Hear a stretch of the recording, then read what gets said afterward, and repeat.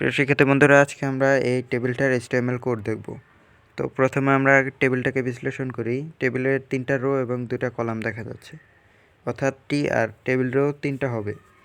এবার দ্বিতীয় টেবিল রোতে দেখা যাচ্ছে ইমেজ ফটো নামে এবং ডান পাশে আছে একটা অর্ডার লিস্ট। তার মানে অর্ডার লিস্ট থাকবে এবং ইমেজ ট্যাগের ব্যবহার আছে। তো আমরা খাতায় চলে যাই। প্রথমে আমরা HTML দিয়ে শুরু করব। প্রথমে HTML ট্যাগ, তারপর হেড ট্যাগ। যেহেতু হেডে কিছু নেই তাই হেড না দিলেও চলে। এবার বডি ট্যাগে, যেহেতু বডিতে টেবিল ছাড়া আর কোনো এলিমেন্ট নাই, তাহলে আমরা টেবিল ট্যাগ দিয়ে শুরু করব।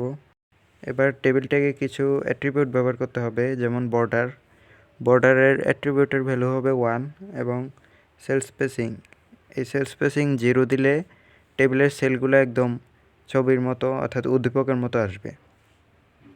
এরপরে আমরা টেবিল রো শুরু করব। টেবিল রোতে যেহেতু টেক্সট আছে এবং টেক্সটের অ্যালাইন সেন্টার দেওয়া, তাই আমরা অ্যালাইন সেন্টার দেব। এবার টেবিল ডাটা যেহেতু 2টা কলামকে স্প্যান করছে, তাই আমরা কল স্প্যান দেব 2। এবার টেবিল ডাটা হিসেবে বাংলাদেশ লিখব। এবার টেবিল ডাটা ক্লোজ করব এবং টেবিল রো ক্লোজ করব, যেহেতু টেবিল রোতে আর কোনো উপাদান নেই। এবার আমরা দ্বিতীয় টেবিল রো শুরু করব। যেহেতু দ্বিতীয় টেবিল রোতে 2টা উপাদানই সেন্টারে, তাই আমরা অ্যালাইন সেন্টার দিব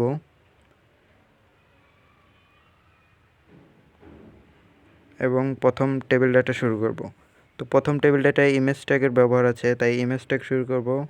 সোর্স উদ্দীপক মতে photo.jpg এবং এটার হাইট এবং উইথ দেওয়া আছে 100 এবং 80।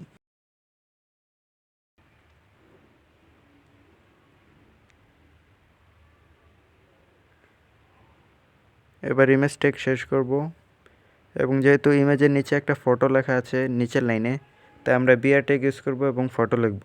এটা হলো আমাদের প্রথম টেবিল ডাটা। এবার দ্বিতীয় টেবিল ডাটা শুরু করব। দ্বিতীয় টেবিল ডাটা একটি অর্ডার লিস্ট আছে, তাই আমরা ওএল দিয়ে শুরু করব এবং টাইপ হবে 1, যেহেতু 1 2 3 দেওয়া। এখানে 3টা আইটেম দেখা যাচ্ছে, তাই আমরা 3টা লিস্ট আইটেম লিখব। 3টা লিস্ট আইটেমগুলো দিব, যেমন ঢাকা, দিনাজপুর, রংপুর।